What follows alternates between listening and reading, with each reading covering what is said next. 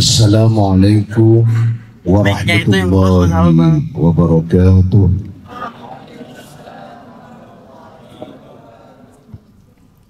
Alhamdulillah, alhamdulillahi ala ni'amihi allati la tuhsa. Wassalatu wassalamu ala sayyidina Muhammadin al-Mustafa wa ala alihi wa sahbihi ahli tuqa wal wafa. Subhanaka la ilma lana illa ma 'allamtana innaka antal alimul hakim. La hawla wa la quwwata illa billahil aliyyil azim. Qala rabbi shrah li sadri wa yassir li amri wahlul 'uqdatam min lisani yafqahu qawli, amma ba'd. Yang terhormat Wali Kota Balikpapan atau yang mewakili,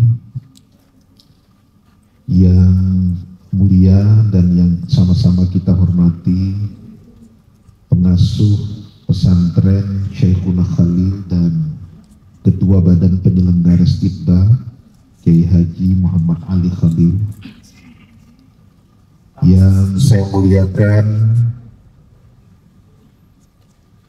narasumber kita pada hari ini, Bapak Profesor Masud Said MA PhD, Direktur Pancasardana Unisma beserta Ibu. Yang saya muliakan Ketua Stibba Bapak Dr. Haji Khairul Anam Sideh SAG MSI beserta seluruh jajaran. Yang berbahagia para wisudawan wisudawati serta para orang tua wali yang berhadir pada pagi menjelang siang ini. Alhamdulillah, puji syukur kehadiran Allah, kita dalam keadaan sehat walafiat dan dapat bersilaturahmi serta menghadiri acara wisuda Stibba pada hari ini. Saya mengucapkan terima kasih atas undangan dan kehormatan yang diberikan panitia kepada saya untuk berhadir pada kegiatan hari ini. Barangkali sebagai Ketua Kopertais ini adalah yang terakhir saya hadir di wisuda Stibba, karena sebentar lagi kalau tidak ada perubahan saya akan mengakhiri masa jabatan saya yang kedua sebagai rektor sekaligus Ketua Kopertais di tahun ini. Saya memohon maaf juga bahwa karena banyaknya tugas kami yang rangkap sebagai rektor sekaligus Kopertais, barangkali layanan kami tidak maksimal ya kepada teman-teman semua di perguruan tinggi keagamaan Islam swasta yang ada di Kalimantan. Dalam kesempatan ini sebagai Ketua Kopertais kami mengucapkan selamat dan sukses kepada seluruh wisuda-wisudawati yang hari ini telah selesai melaksanakan wisudanya dan berarti selesai studinya. Juga kepada teman-teman di Stibba yang telah menjalankan tugas pendidikan yang diembarnya, mendidik generasi muda sampai menjadi sarjana dan nanti mengabdi di masyarakat. Tadi saya sempat ngobrol sama Pak Kiai bahwa salah satu yang sangat penting diperhatikan ini tentu adalah akreditasi ya, dari program studi dan juga institusi lembaga ini.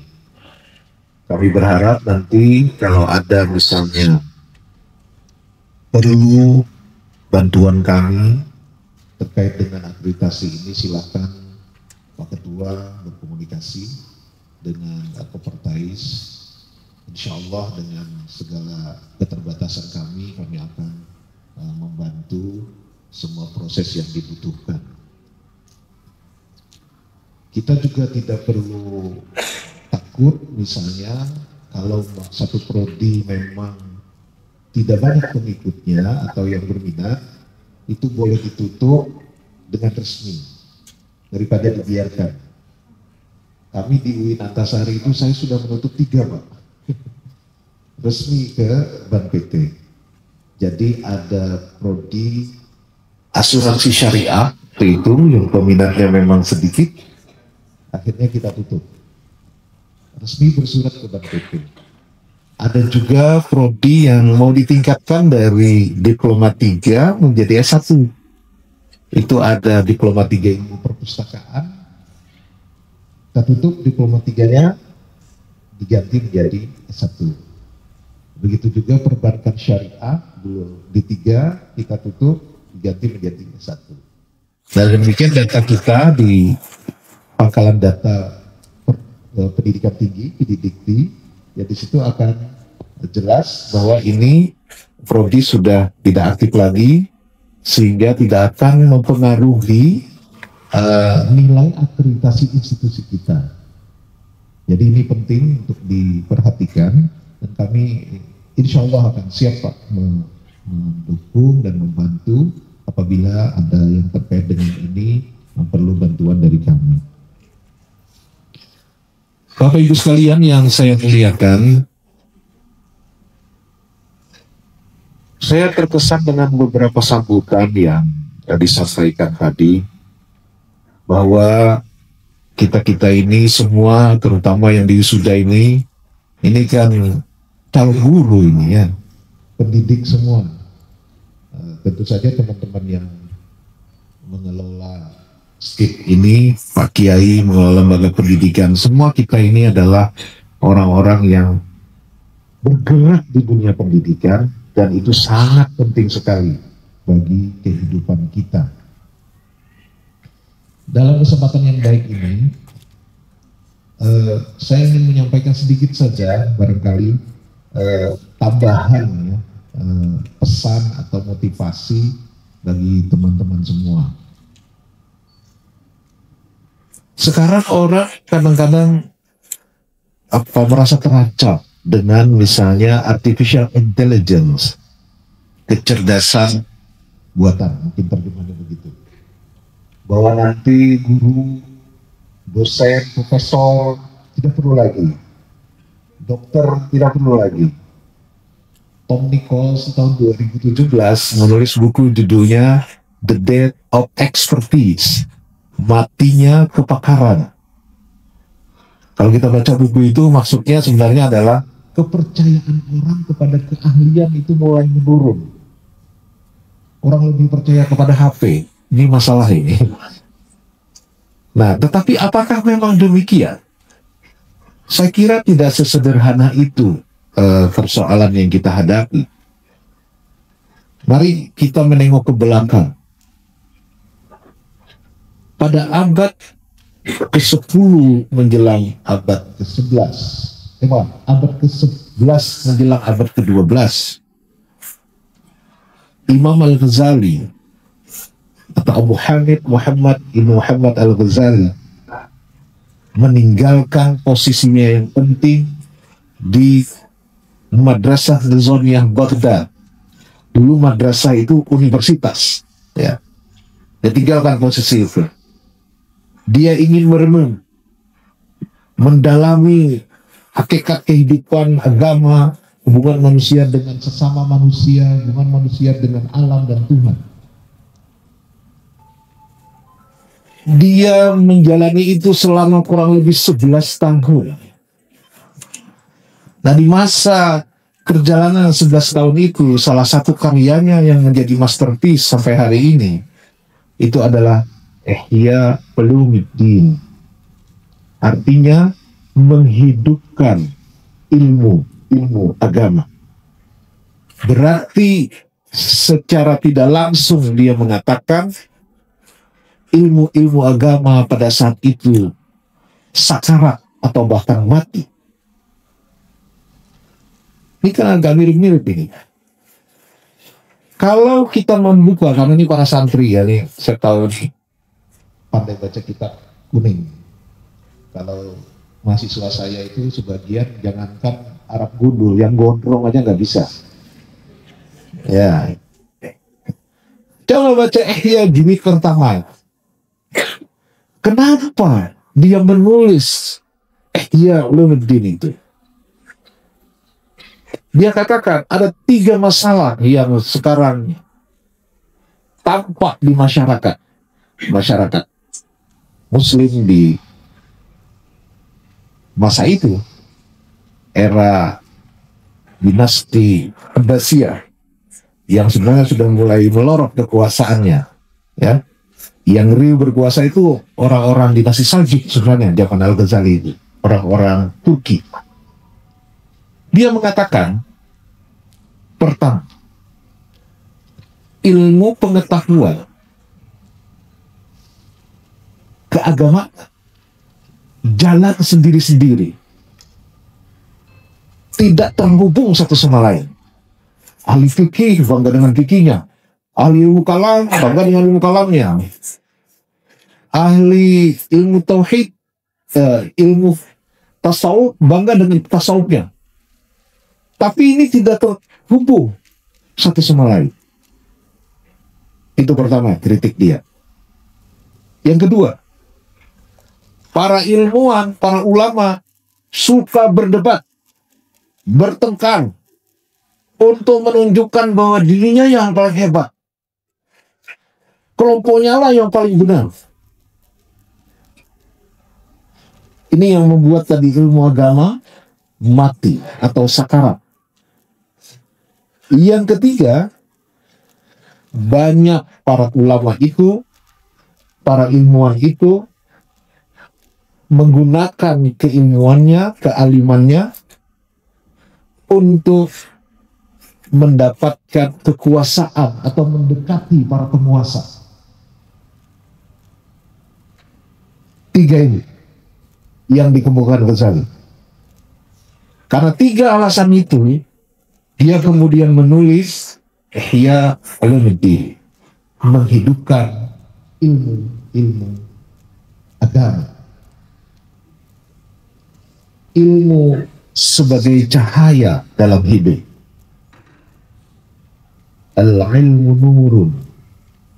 Jadi kalau berilmu berarti menyala gitu. Ya enggak lah. Al-ilmu kan nuri fil hidayah. Ilmu itu seperti cahaya dalam memberikan petunjuk bagi hidup kita.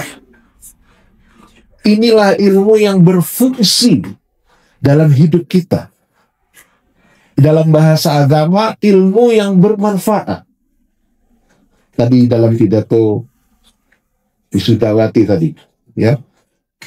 Bermanfaat itu apa? Bermanfaat itu artinya mendatangkan kebaikan.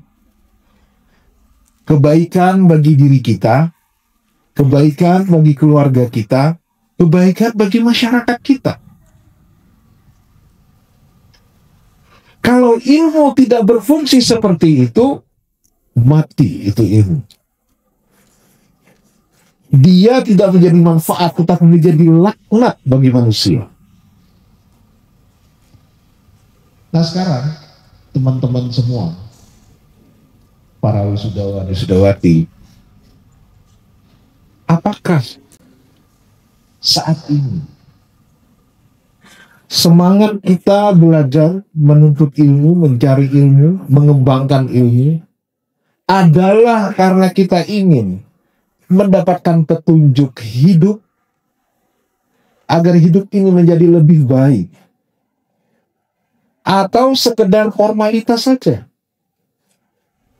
Ini yang mungkin satu pertanyaan penting. Saya pernah dalam satu kelas mengajar, ada mahasiswa presentasi makalah. Saya lihat makalahnya, saya lihat referensinya, saya curiga. Kamu bikin sendiri atau gimana ini makalahnya? Udah mulai takut. Ngaku aja, saya bilang gitu kan.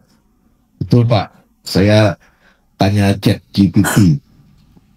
Ya, tanya ChatGPT jadi langsung makalah. Katanya sekarang jadi langsung tesis juga bisa. Ya, ini bukan mencari ilmu sebagai petunjuk hidup yang begini nih, ya kan? Saya cerita Taqiyuddin As-Subki mencatat di dalam Tabaqatus Syafi'iyah Al-Kubra mengenai pengalaman Ghazali. Terujuk Ghazali dulu, ya. Waktu masih kecil, dia untuk ilmu dari satu kampung ke kampung lain. Dia kan orang Tus, ini ke Jurjan gitu. Di Iran sana, orang Iran dia. Pergi naik kafilah, naik onta. Setelah beberapa bulan mau pulang kampung kan, pulang kampung rombongan lagi. Di tengah jalan dirampok. Semua harta benda kafilah itu diambil. Giliran si kecil Ghazali, tasnya mau diambil, nangis. Tuhan, jangan diambil nih. Kenapa? Kata perampok. Ini buku saya, catatan saya selama belajar di Jurjan dengan guru saya. Kalau Tuhan ambil, sia-sia saya belajar. Perampok itu kemudian mengatakan, bocah, al-ilmu fis sudur, la fis sutur. Ilmu itu yang ada di dalam dadamu, bukan yang tertulis di situ. Ghazali kan terkejut. Konon satu hari dia mengatakan, Antaqahullah alladzi antaqa kulla syai'. Sebenarnya Tuhanlah yang membuat perampok itu ngomong kepada saya begitu. Maka setelah pulang, semua catatan itu tadi yang tidak jadi diambil oleh perampok, dipelajarinya, dikuasainya, dan dihafal.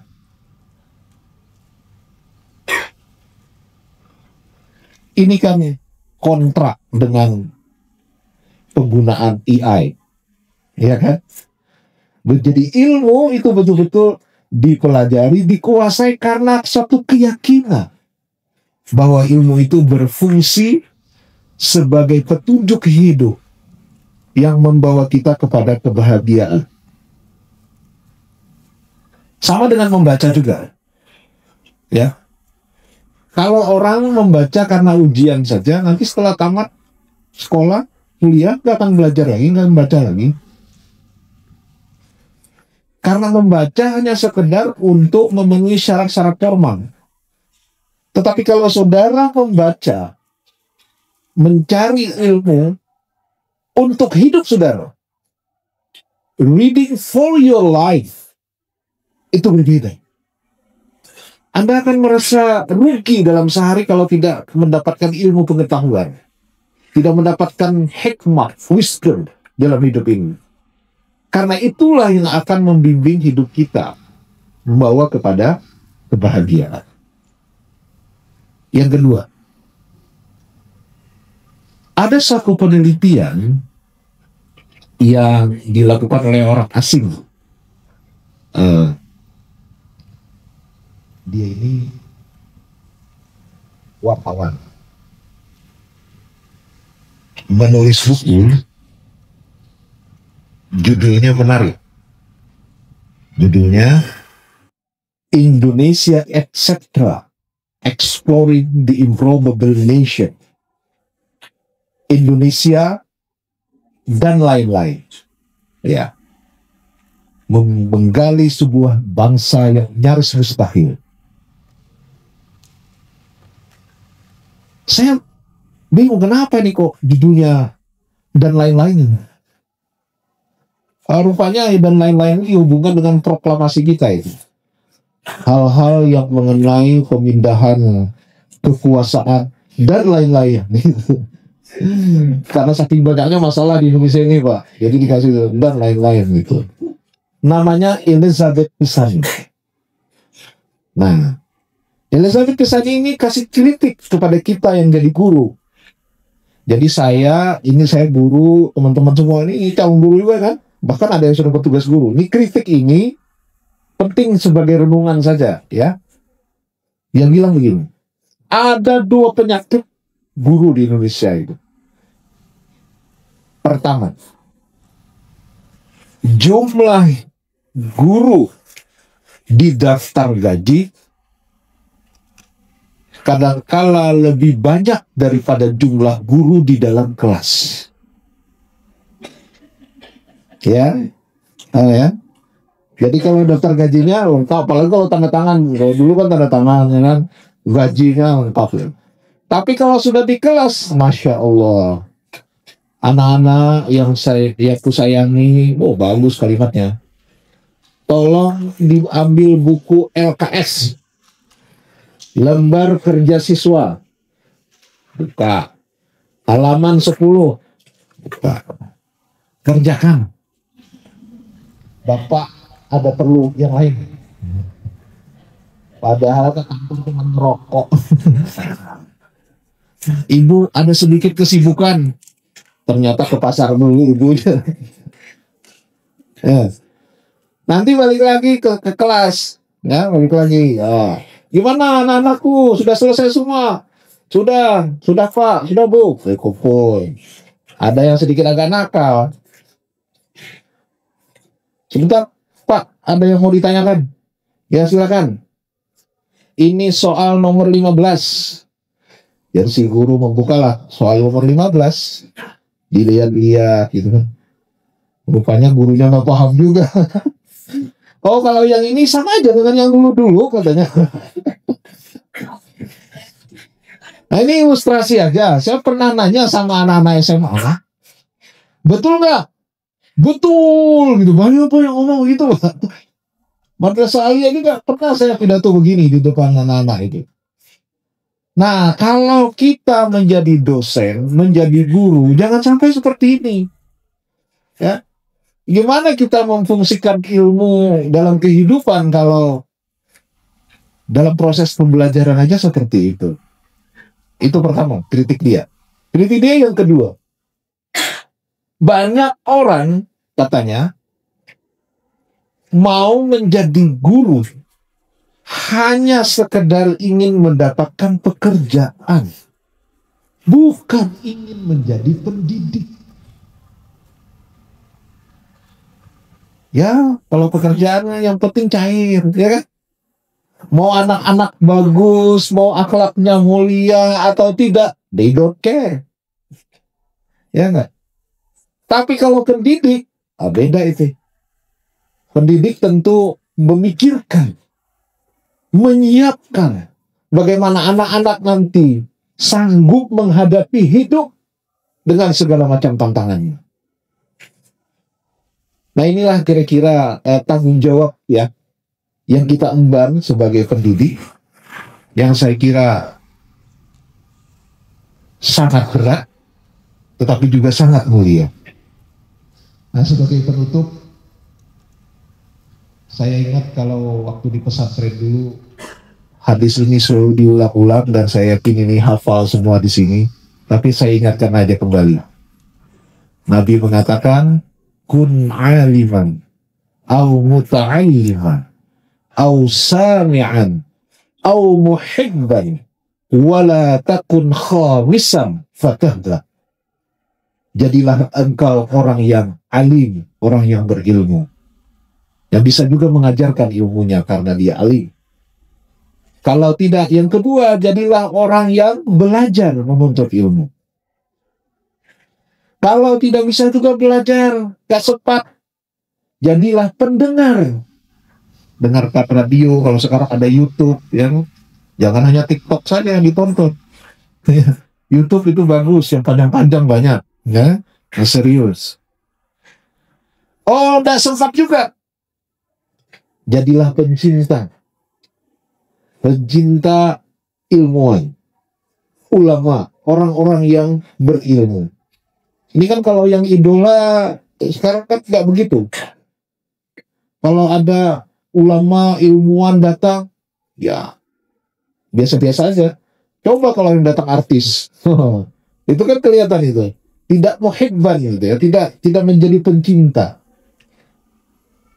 Tapi yang terakhir apa? Wala takun khamisan. Kalau yang kelima tuh nggak ada pilihannya lagi. Jangan jadi yang kelima, patahlah, maka engkau akan celaka. Seorang orientalis namanya Franz Rosenthal sudah meninggal. Beliau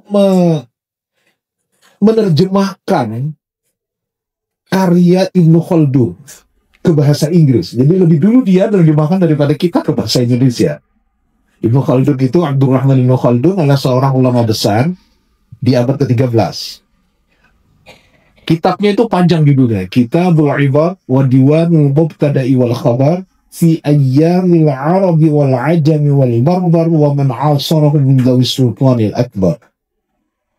Kitab ini dia terjemah dan kemudian dia merasa terpesona. Ternyata hebat sekali ya ulama Islam ini. Lalu dia punya ide menyelidiki apa yang membuat peradaban Islam di masa lalu itu menjadi besar.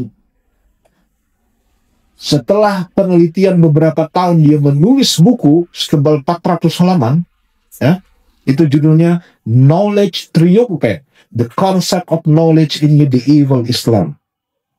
Buku ini dengan baik mendemonstrasikan bahwa kemajuan dan kebesaran peradaban Islam di masa lalu itu karena penghormatan dan kecintaan yang begitu besar kepada ilmu pengetahuan. Nah, saya kira ini mudah-mudahan menjadi motivasi bagi kita. Apapun yang terjadi di dunia ini, kita tidak boleh melupakan substansi, hakikat daripada ilmu sebagai petunjuk hidup bagi kita, sebagai modal bagi kita untuk terus-menerus mengembangkan peradaban kita yang menjadi lebih maju dan lebih bermanfaat bagi umat manusia. Saya kira ini yang bisa saya sampaikan. Mohon maaf kalau agak kepanjangan karena datangnya jauh dari Banjarmasin, Pak ya. Saya ucapkan sekali lagi selamat kepada semua wisudawan-wisudawati. Semoga Anda menjadi sarjana yang bermanfaat bagi masyarakat dan bagi keluarga saudara sekalian, dan semoga Anda sukses menjalankan tugas dengan penuh tanggung jawab. Demikian dari saya. Wallahu muwaffiq ila aqwamit thoriq. Wassalamualaikum warahmatullahi wabarakatuh.